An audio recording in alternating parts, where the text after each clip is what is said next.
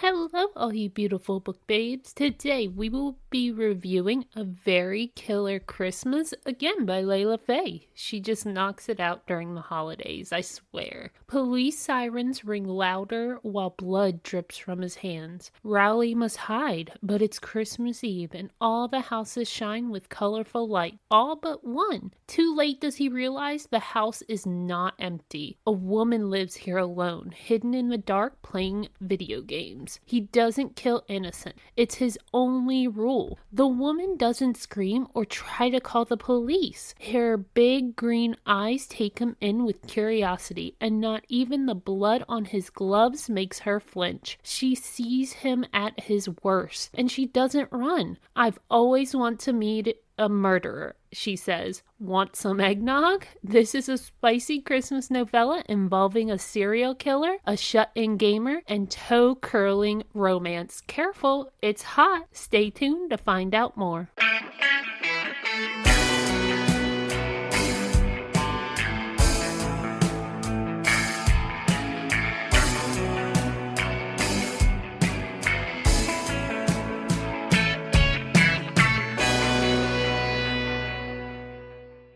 Hello, all you beautiful book babes. I am sorry for the interruption, but thanks to you all, we were able to obtain another sponsor, and this one I'm really excited about. This episode is brought to you by Dr. Ganja. Now, I know CBD and THCA is a controversial topic, but it's something I really believe in, so much so when I was in college, I wrote a whole paper on the topic and how it is so beneficial versus other medications. I even got my professor to convert on their beliefs on the topic. I used this company way before they reached out about being a sponsor. They have so many different products. They have flour, vapes, topical creams, gummies, spa stuff, and so much more. My favorites are their bath bombs, face wash, and their full spectrum sob relief. With having tendinitis in almost all my joints from playing sports growing up, this really helps with the pain in my joint. My husband loves their flour and vape products. He struggles with anxiety, and this really helps him when he's having an attack. We have never gotten a product and not fallen in love with it. If you want to take advantage of this, all you have to do is go to Dr. Ganja, so it's DrGanja.com, and then at checkout use the promo code SMUT, SMUT, for 5% off your order. This is not just a first time order deal. You can use it whenever you order, which is fantastic. My husband already started using the code. Now, please take advantage of this offer. I think a lot of you will benefit from trying it. And you beautiful book babes, enjoy the rest of the episode. Bye! Hello, all you beautiful book babes. We are back with our next Christmas. Have you done your Christmas shopping yet? Yes. And your present was supposed to be here Monday. They lost it. Oh, I'm mad. No. I'm mad. No. Yeah, so I gotta reorder that. Could be worse. The couch I bought for the freaking podcast room apparently are scammers. Yeah. There's a lot of those this time of year. Yeah, so, oh well. You would just think since it was on TikTok Shop and everything and TikTok was promoting it, it would be Legit. Have you checked the tracking? I haven't even gotten any tracking on it. Oh. All I just got was an email from their support team saying, hey, you ordered your couch. Here's the order number. But then I looked online to find like contact info. They have a phone number, but then big red flags, a Facebook post about how they're scammers and how the phone number doesn't even work. Oh, geez. I don't know. I'm going to call them one day and see what happens. If I don't get anybody, I guess it was a scam. Well, at least our Christmas wasn't like this, or hopefully our Christmas won't end up like this Christmas. I love this book. I reread it. It's my I'm falling asleep book now because I just love the main male character. Do you remember book 1 in the series? Yeah. We read it last year. It's so different, and I love it. Yeah, I liked it. So we're doing A Very Killer Christmas by Layla Fae. The main male character is Rowley, and the female main character is Prudence. So you say Rowley instead of Rowley? Yeah, Rowley. How's it spelled again? Rowley? Rowley? I don't know. I've always heard it pronounced Rowley. Because you had to think, the demon named Crowley? Uh-huh. It's the same except with a C in front of it. Huh. Okay, Rowley? But Okay. that sounds weird. It does. I know. It does sound weird. I know it sounds weird, but that's how I saw it since it almost looked like Crowley. And you're right, because it's Row, like Row. Lee. I don't know. You say it how you want. Rowley. R. We'll call him R. R. So R has... I can't say it. R has just finished killing Gerard when he hears a loud breathing behind him. As he turns, he sees a woman standing there, face full of terror. Wait, what's he doing? Did you say? Yeah, he just finished killing Gerard. Oh, I didn't hear that part. Sorry. You're good. So, Rowley murmurs that Gerard was supposed to be alone, but he knows that won't save him. He has 3 choices. 1, kill her, which he can't do. He only kills people he's paid to kill. I mean, you can kill her. It's his one rule, though. I mean... You can if you want. Yeah. 2, tie her up so she won't call the authorities as soon as he leaves. But that's too messy. He doesn't do chaotic. I don't understand how that's not messy, or that it is messy. Because, to be honest, you're tying her up. She hasn't seen your face. She didn't see, anything part of you. You tie her up, give you some time to run. More chances of her fighting, scratching him, getting his DNA, stuff. That's how I thought about it. Okay. I didn't think that far. Yeah. 3, walk away. As he's walking away, he whispers, "Merry Christmas," and takes off. Rowley. That's what I'm saying. Like, he's just like, "I'm gonna leave. Merry Christmas. Here's your dead body." As he and leaves, takes off on his bike. It seems like only seconds had passed before he hears sirens coming from all directions, cutting him off from the city. What I don't get, you want to know what I don't get? Why kill someone on Christmas Eve? Because because his whole thing was, I watched him, he should have been alone, all this other stuff. Great, but it's Christmas Eve and Christmas. People expect people. Exactly. So I thought it was like, okay, Christmas Eve and Christmas, they're not going to be doing their normal day-to-day routine like you watched him. Exactly. Like, and then even if he didn't have anyone that night, he said that, like, he expected some time before the body was found. No, because, like you just said, it's Christmas Eve. Someone would have came by and found him the next day. Yeah. So, who knows? I don't know what this guy was thinking. But, so he gets cut off from the city by the sirens coming. The good thing is he didn't take his helmet off to kill Gerard, so the woman has no idea what he looks like. The smartest thing he did in an Right? entire mess. But the helmet won't help him if he gets caught on the bike. And I love how later on Prudence is like, "You're not a very good killer, are you?" I know. It was so funny. I don't want the opinion of a horrible killer. What I don't get is what happened to his bike. He hid it. So, like, he saw a place to hide it. But, like, we got an epilogue, and I want to know what happened to the bike. Did he go back and get it? Probably. I would. I would too, but you never know because they might have seen it. True. And I don't see how he covered the tracks, because if it was snowing. So, it's a novella. I know. But he pulls in, so there's tire marks of him going this way, and then they see, but it's covered. Come on, that's obvious. Yeah. I don't know. But he hides the bike and starts walking, looking for a place to hide. He's given up hope, thinking he's been caught when he sees it. A house, dark and unlit, and hidden far off from the street. Oh, you didn't bring up the dog. No. I skipped a lot, because there is some stuff, like, I do want the readers to go, yeah. I do want the readers to find out for themselves. The doggy's in the epilogue. Yeah. I love that doggy. He's able to get in, and he thanks Santa for the help, and that just made me giggle, because, like, he just killed someone.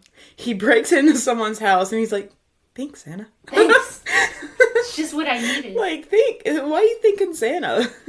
At first look, the house looked old and abandoned, or at least like no one is home. But as he gets inside, he sees that the inside looks modern. There's a game system and a nice TV. As he's looking around, he hears some noise upstairs and goes to check it out. When he realizes that the homeowner is actually not gone and in the house, he tells Santa, fuck you, Santa. Turned real quick. Yeah, he turned so quick. He went from thanking Santa to fuck you, Santa. That's like people with Jesus Mm-hmm. that aren't really religious but will pray when they really need it. I'm like, dude, Yep. pick a lane. Well, he decides this is it. This is where he has to compromise all his principles and kill someone he wasn't paid to kill. But as he barges into the room, the girl staring back at him isn't afraid, just curious. Prudence stares at the man. That'd be a bad name, period. Right? Prudy. Prudence stares at the man, thinking she must be dreaming, but she hadn't played this type of game recently with the cyberpunk style. Like, she automatically is just like, huh, I haven't played this game in a while. I love Prudence. Me too. Instead of like freaking out that there's a masked man with a knife in your room, she's like... What I don't understand is, when you get her point of view, she does freak out in her head. Yeah. But if you get his point of view, she's not freaking out. Exactly. So I'm like, wait, what is this lady? She's so cool, calm, and collected on the outside, but whenever you get her point of view, she's like, oh, fuck. What'd I do? He's gonna kill me. Shit. Shit. But I love this next part, because she looks at the knife and is just like, not my preferred weapon. Like, Prudence, what are you doing? I mean, that'd be me. I'm not gonna lie. As they stare at each other, she says to the guy, if an attacker holds the knife the wrong way, you have a chance. You seem to be holding it the right way. She cracks me up. I'm like, that's your first thought? Really? I mean, come on, with our books that we read, if we had a home invasion, we'd be doing the same shit. Probably. Just be like, huh, sexy time? Hey, are you gonna kidnap me, feed me 3 times a day, let me read my books, and then, I'll let you have sex with me every once in a while. Yeah. Prudence continues to not be afraid of him, but he continues to threaten her, telling her that he just murdered someone, and if she doesn't listen, she will be next. I don't understand why he did that. I know, because she was complying. Like, she was cool, calm, and collected. She wasn't freaking out or anything. She was just like, he told her to go to the window, and she was like, okay. He was probably adrenaline. Yeah. Adrenaline was kicking up, so he wasn't acting rationally. Yeah. As Prudence offers ways to help him, he blows her off, telling her that her ideas require him to trust her, which he doesn't. Rowley zip ties her up in the bathroom rather nicely. Didn't hurt her once. Had to add that in there. He did it nicely. Because this is when we get later in the book about the soulmate thing, he's even like, yeah, even in the bathroom, I kind of do it. Yeah. But she isn't liking being tied up, especially when he starts undressing. Prudence inner thoughts say, how is this not a fantasy? And I'm sorry, that would be me yeah, too. like, you're tied up, this masked guy is coming in, tying you up, and getting undressed, and she's just like, damn. What the hell? Rowley tells her he needs a shower and for her not to peep. But she peeps. And even though it's dark, she sees a little bit of him, like his muscles and a little bit here and there. Rowley is... The superhero always peeks. Right? Rowley is hitting things in the shower because he wouldn't turn the lights on. And eventually grabs his phone flashlight. But then there is another issue. Prudence has the heat off for the water, so Rowley's stuck in a freezing cold shower. Which, it makes sense whenever he comes out what she says. It makes sense. I like that bit. Me too. Because, most guys are growers. Yeah. Just not big dinglings all day. Exactly. She even tells him if I wasn't tied up, I'd turn on the heat for you. And I love her nonchalance towards him. Because, like... so far, nothing has fazed her. Like, she has, like, a little bit of a freak out, but it's not really, oh, fuck. She's just like, whatever. Yeah. As Rowley steps out of the shower, she's still peeping, and she says, wow, that's tiny. I love her. Me too. And he freezes. And that cracked me up because, like you said, in all our books, it's normally, like, even whenever it's soft, it's huge, and you're expecting him to come out and her be like, damn, that's big, but she comes out and goes, wow, that's tiny. I love the realism Me sometimes too. she brings in her books. Me too. I was like, because that was just perfect. I was not expecting that, and I was like, damn. I love her because she goes to like, Layla Fae is either one extreme or the other. So her monster books are all the like big dicks. They all taste a certain way. They all do this, and then the her real books, her serial killer books and other books that aren't monsters, so realistic. Yeah. But suddenly, Rowley's in her face with his knife pressed to her, threatening her because now he has to kill her. You don't have to kill her. Well, she saw his face now.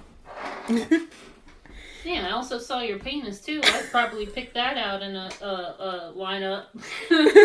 And his balls. She was looking at those too. Oh, yeah. But as they start arguing, the doorbell rings. She tells him she will cover for him if he doesn't kill her, but he doesn't go for the deal, so she says, fine, I'll do it anyway. She opens the door and tells the police she hadn't seen or heard anything, that her boyfriend's here visiting and they had been very busy in bed all day.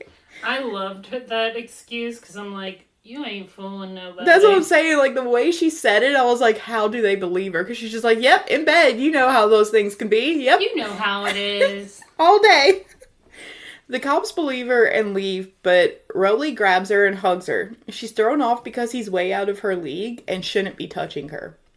Rowley thanks her for what she's done and tells her that she's earned his loyalty for life. But she tells him she's always wanted to talk to a killer so he can repay her by answering her questions. Let's get some eggnog. Let's get some eggnog, yep. Rowley goes from wanting to kill her to wanting to marry her, even though... Ooh, what's your go-to Christmas drink? Because you can't have eggnog with your family. Your family doesn't like it. Nothing. I'll buy myself eggnog every once in a while, but... Boozy or not boozy? Depends. Depends on the mood. Gotcha. Yeah. Mostly not boozy, though, in case Addie does. Every once in a while, she'll be like, let me have a sip. I mean, what's it gonna do? True. For a sip? Because my recipe actually has alcohol in it. It's a quarter cup for every 4 cups of eggnog. Oh, geez. So it's That's very light. light, yeah. But you gotta remember, I don't drink that often. Yeah. So that gets me pretty fucked up. Yeah. Because some people are hot cocoa. Billy likes Mexican hot chocolate. Yeah, hot cocoa. I like eggnog. Hot cocoa would be the one that's in our house the most because of Addie. So, yeah. Rowley goes from wanting to kill her to wanting to marry her, even though she's not his type and wouldn't have given her a chance in normal circumstances.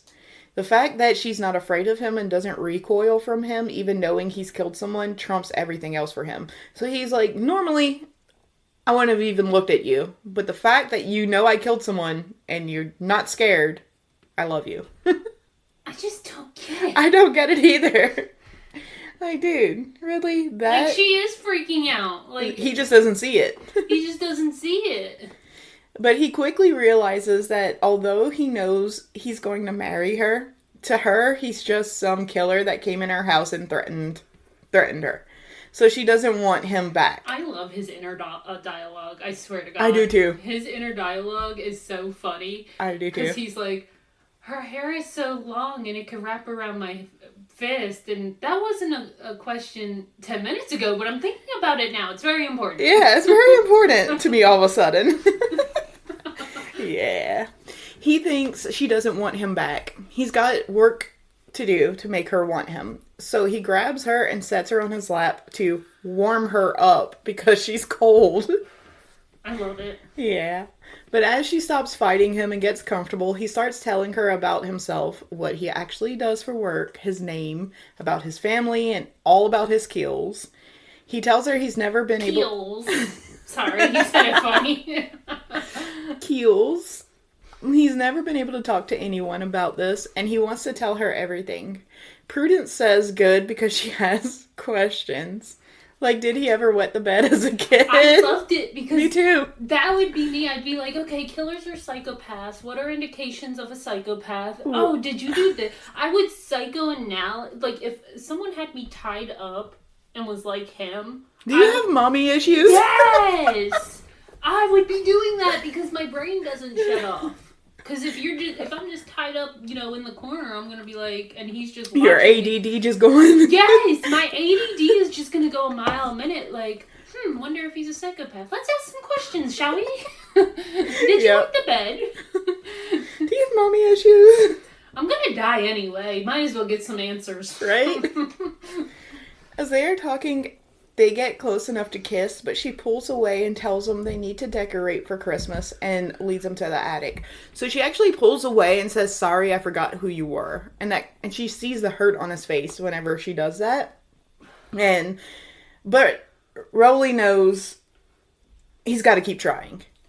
I find it funny because, again, this woman is me if a killer came in my house. Because I'd be like, oh, we're having fun. He seems nice. Oh, shit, he's a serial killer. Fuck. And like she said, like, whenever the cops came, her whole thought was, I don't want to be alone again. Like, she was so happy to have him in her house. She was just like, if they take him, I'll be alone again. They can't take him. I need him. So that's why she saved him. As they are going through the decorations, Prudence needs space from him, but as she tries, he just follows her. She tells him he's taken her phone, so there's no need for him to follow her, to just leave her alone for a minute. Rowley tells her that he knows she's confused. He broke in and threatened her, but he will make it up to her. He just wants to make her happy. Yeah. That's all. This one you and your love. Yeah. He kisses her, but Prudence kind of freezes, and starts to breathe hard. He shushes her and tells her it's just a little kiss and says, "See, I'm gonna kiss you here." Starts kissing her cheek. I thought that it was so cute. Yes. I don't know how Layla Fae did it, but she made a serial killer romance so cute. I know. Because he's like, "I'm gonna kiss this cheek and then your forehead." So she even was like, while he was doing it, she goes, he just seems so happy. Right? She finally feels safe, but she's disappointed because he didn't kiss her again. So he gave her kisses all over her face. Girl, you freaked out. He's trying to give you some space. Yeah, but she wants him to fuck her. I mean, I get it. I just know what she's thinking, and I know what he's thinking. So it's yeah, like, but they don't know what each other's thinking. So it's like, girl, you don't want him to kiss you again. You're gonna freak out again. Yeah. Or maybe she wants a do-over. Like, oh, I fucked that up. I need to do it again. Exactly. It's her first kiss. She fucked up. Prudence starts freaking out about why he kissed her and why he's attracted to her, because no one's ever attracted to her. He keeps his inner thoughts. I like that. Why? Yeah. I'm attracted to you. But why? Why are you attracted to me? Again, he's like, I can't just be attracted to you. No one's attracted to me, so why? I was like, because didn't he call her a ghoul earlier too? Yeah. So she's like, why? I love her because everything he does, she's like, but why? But why? But why'd you do this? But why'd you do that? Why? There's a meaning behind it. Why? He keeps his inner thoughts to himself about how he will marry her and the kids they will have, and asks her if she believes in soulmates. Prudence is like, that's your answer? Soulmates? I put it all up front. Be like, I'm gonna marry you and I'm gonna have babies with you. That's what I was expecting too. Call about a swoon. Exactly. Like, he's a killer. He has no morals. Like, why are you holding back, dude? Just be like, you're mine. Well, guess what? We found out he was a millionaire. We found out he has a dark side. Buddy's a nice little puppy with me. Talk about a dream man. True. So he can be sweet, I guess. But I was expecting him to be like, you're mine now. Just done. You're mine. Yeah. He does it eventually. Yeah, eventually. He tells her he gets it. He'd probably be creeped out too if he wasn't too busy thinking of all the things he wants to do to her. And she asks him to tell him 3 things he wants to do to her. And of course he's just like, well, it sounds crazy in my head, so I'm not going to say that. Yep. 1 was to hang up the mistletoe so he could kiss her again. 2 was to cook for her and watch her eat. 3 was for her to scream his name while he's inside her. I love the sex scene because all she does is say his name. Yeah. She doesn't scream. She's just like, Rowley. Like, that's how I envision it. Just like, Rowley. Rowley. And then he's like, what? Why'd you say my... Yes? And she was just like, oh, you said you wanted me to say your name. Yeah, she's like, oh, you wanted me to say your name. Girl, no. It's supposed to be like a moan. Rowley. Yeah. So, you're probably going to hate me, but I stopped here. No. The book is short, and I was over halfway through. Like, I was almost at 100 pages already. Yeah, no, I get that. Yeah. Plus, you want to leave some. Exactly. But yeah, so I know there hadn't been smut that we've talked about. It's because she saved it all at the end. It was like the last, not killer book, he was stalker. Yeah. But her Christmas books, I've noticed she waits for the smut till the end. Makes it more believable, because if a killer comes in and just starts fucking you, that's not how it goes. I mean, we wish, but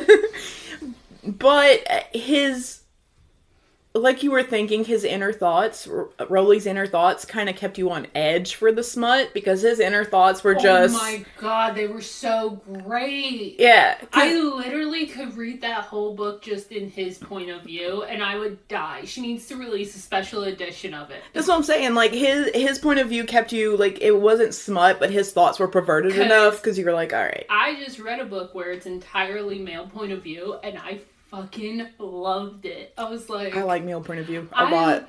I think I need to make one of my books just male point of view. I like male point of view. I had to read know. it. Like, no female point of view, I'm okay with that. Yeah. But pure female point of view, I hate it. I hate it too. I hate it. I can't stand it. Hate it. Maybe it's because the way they do the females, it's just not realistic. And so when they're thinking, you're like, that's some bullshit. Yeah. I don't know what it is. With the males, you're like, yes. Yeah, exactly. You know their inner thoughts.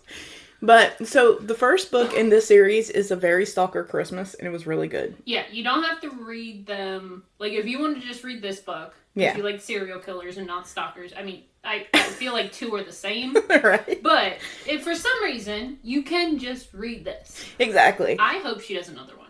Yeah, I really hope so too. I am liking her Christmas, like, stalker, like, dark romance, because it's so funny because they're not dark. They're not. They're not dark. Not. Like, I like it a lot. And whenever we read the first one, we saw that this one was coming out, but it wasn't on KU.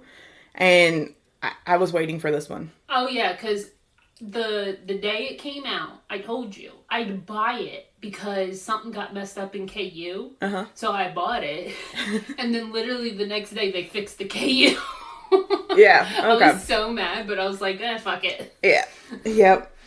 It was a good book, though. It is. Hello, all you beautiful book babes. Sorry for the interruption, but we were able to obtain another sponsor. Today, the show will be sponsored by Podbean. Ever want to start a podcast but didn't know where to start? Well, Podbean is an easy tool to make your podcast a reality. I use Podbean for posting our podcast on several different forums. It even helps me organize our social media for days when I'm too busy editing. It is an amazing podcast tool. Please click the links in the description for your first free month when using Podbean. If you have any issues with the link when you go to get Podbean, just use the code SMUT at checkout. Thank you for all your support, you beautiful book babes. What I'm disappointed about, though, is the Goodreads rating. What was the Goodreads? I haven't looked at it on Goodreads. Bro, it was a 3.78. Ain't no way! I literally, whenever I saw that, I hit 5-star immediately. I was just like, 5 that bitch. Yeah, I'm going. Let me go give her a 5-star. She needs it. I was like, because that's 3.78 was way too low, and I was like, the fuck is going on? Yeah, that's not okay. Plot was 4. I actually didn't mind that there was no smut till the end, because, like I said, the naughty thoughts in Rowley's head kept me on edge, waiting for the smut to happen. I did it. I just rated it. You did? Yeah, I didn't write anything, but I was like, no, fix this rating. Yeah. That's exactly what I did. Yeah. But yeah, plot is 4. Humor was 2, because although there was some giggly points... Well... Oh no, I'm thinking world building. Sorry. Continue. I forgot to rate that.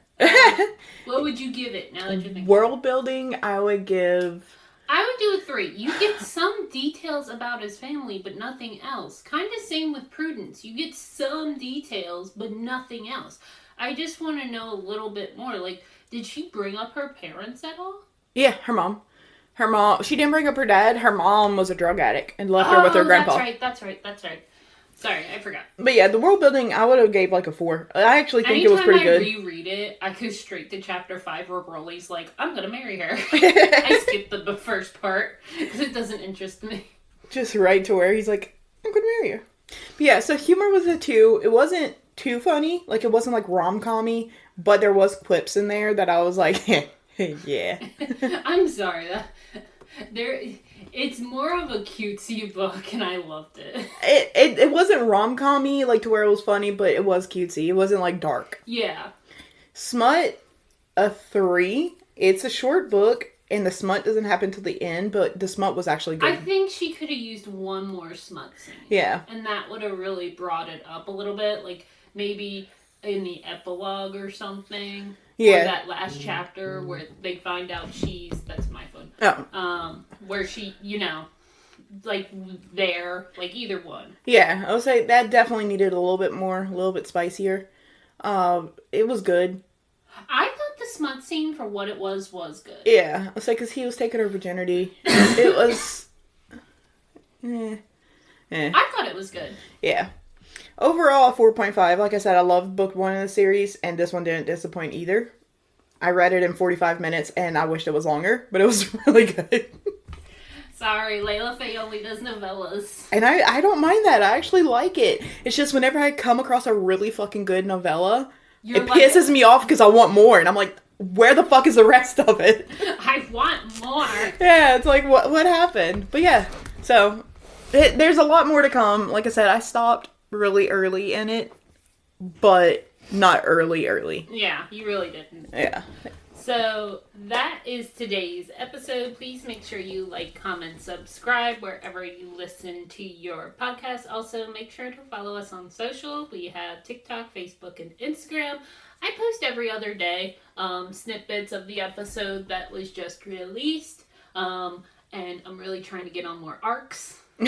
I just applied for Lily Gold's. Nice. Because she has a book release coming up, and I really hope she approves it. Nice. Because if she does, guess what? We're changing our books. Again. We're going to do a rando month. Yeah, we couldn't decide what we wanted January to be. I struggled. I don't know. We came up with like 5-6 different things. We've done so many that we're kind of like starting to hone in where we might have to start repeating. Yeah. But like, I don't know. There's just so many good books I read, but I'm a fast reader. So like, I get done with one book and I don't process that book or anything. I immediately jump into another book. So it's... I reread if I really like the book. So I do. Sometimes funny because I speed read it at first because I loved it so much. And then you have to go back and slow down. And then I read it a second time and I slow down and I'm like, oh, I didn't see that clip before. Yeah, I've done that before too. But like it for me, like I read so fast, and as soon as I get done, I move on to the next, and I forget about all the books I've read before. Yeah, I know, because I'm like, have you read this book? And you're like, I don't know. Yeah, I have to go check my Goodreads. I don't know. That sounds familiar. Alright, well, you beautiful book babes, have a wonderful day. Bye. Bye.